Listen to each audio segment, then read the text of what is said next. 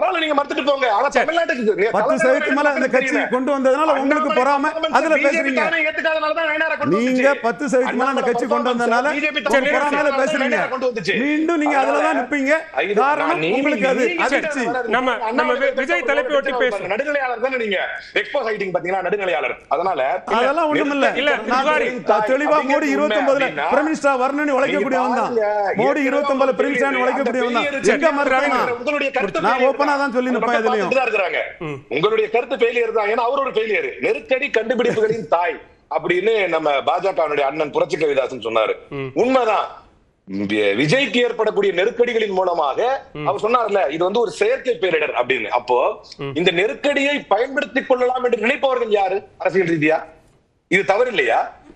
அப்ப இது ஒண்ணு, இது ஒரு பாயிண்ட். அப்ப நான் அடுத்து என்ன கேக்குறேன்னா, அப்ப இந்த நெருக்கடியை யார் உருவாக்கி இருப்பா? இப்ப விஜயை இந்த பக்கம் கொண்டு வந்துட்டா நல்லது. ஏன்னா அவர் சொல்றாரு ஒரு நடந்த சம்பவத்தை இது ஒரு செயற்கை பேரிடர், இது வந்து நம்ம திமுக தான் உண்டாக்குச்சுங்கிற ரேஞ்சுக்கு அவர் பேசுறாரு. அப்படி பார்த்தா ஏன்னா அதுக்கு ஒரு உதாரணம் அவர் சொல்றாரு. மாஞ்சோலை சம்பவத்தின் போது மாஞ்சோலை தடியடி துப்பாக்கி சூடின் போது வந்து கலைஞர் மன்னிப்பு கேட்டாரு. என்னங்க இது, தன்னை பார்க்க வந்த மக்களை கண்டுகொள்ளாமல் விஜய் போயிட்டாரு, அதனால இறந்துட்டாங்கன்ற சம்பவமும் ஒரு போராட்ட களத்தில் நடந்தது. ஆனா அதுக்கப்புறம் தான் அவரு கமிஷன் அமைச்சாங்களே. அப்படி பார்த்தா ஒரு அரசு என்ன செய்யணுமோ அதை செஞ்சாங்க. இங்க பிரச்சனை என்ன அப்படின்னா, விஜய் வருத்தம் தெரிவிக்கவில்லை என்பதுதான் பிரச்சனை. ஏன் அப்படின்னா, நான் தெளிவா சொல்வதை போல அண்ணாமலை ஒண்ணு தனியா நின்று ஓட்டு வாங்கல. கடந்த கால தேர்தல்ல அவரும் ஏசி சண்முகத்தை கூட சேர்த்துக்கிட்டாரு, சரத்குமார கூட சேர்த்துக்கிட்டாரு, ஐஜேகே கூட சேர்த்துக்கிட்டாரு. எல்லாரையும் சேர்த்துக்கிட்டு தான் ஒரு ஓட்டு வங்கியை வந்து இங்க ஓரளவு காட்டி பேசினாரே தவிர, அது எடுபடாது தெரிஞ்சதுனாலதான் பாரதிய ஜனதா கட்சி தலைமை வந்து அவர் நீக்கிட்டு நயினாரை கொண்டு வந்திருக்குது. இதுதான் யதார்த்தம்.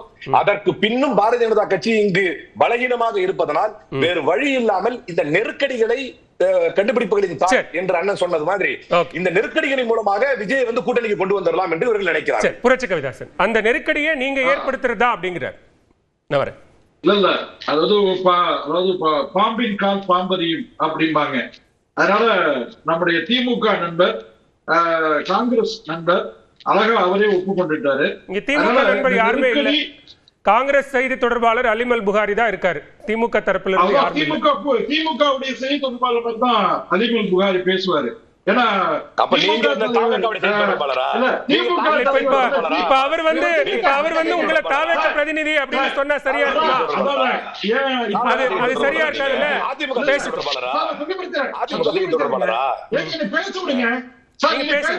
புரட்சி கவிதாசன் நீங்க அலிமல் புகாரிக்கு அவர் நேரம் கொடுக்குறீங்க. அவர் வந்து ரவீந்திரன் துரைசாமி நடுநிலையாளர் போய் பத்திரிகையாளர் போய் பிஆர் வாங்குறாரு. அவர் பதில் சொல்லிட்டார் சார்.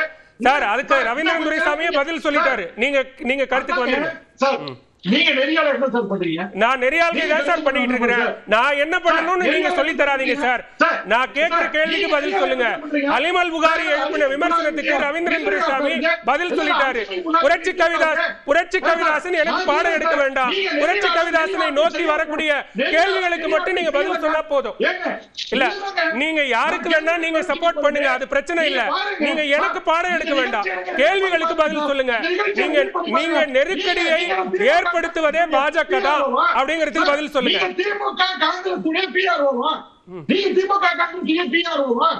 யாரு இப்ப அதான உங்களோட நோக்கம்?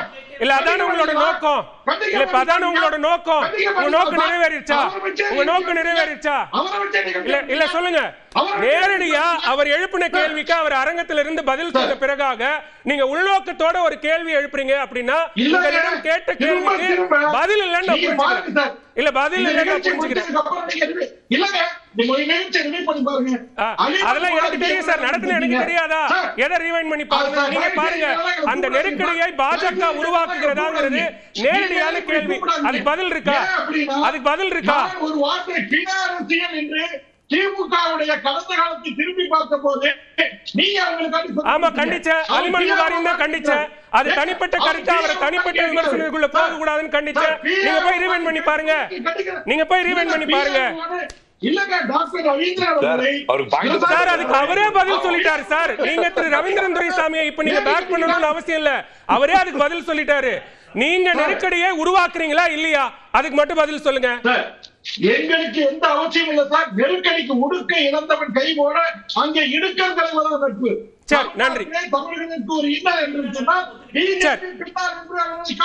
நன்றி நன்றி ரவீந்திரன் துரைசாமி. சரி, நன்றி. மத்திய மந்திரி என்று பார்த்தோம், பாரத பிரதமர் இரங்கல் தெரிவித்தாரு, நிவாரணம் கொடுத்தாரு, அண்ணாமலை தான் முதல்ல செய்தியை பத்த வச்சாரு. அதுதான் திரும்பி பார்க்க மாட்டியா? யாருக்கு அதான் அதாவது பற்ற வைக்கிறதுன்னு ஒண்ணு சொன்னீங்க பாத்தீங்களா, அதுதான் பிரச்சனை. இல்ல அதுதான் பிரச்சனை.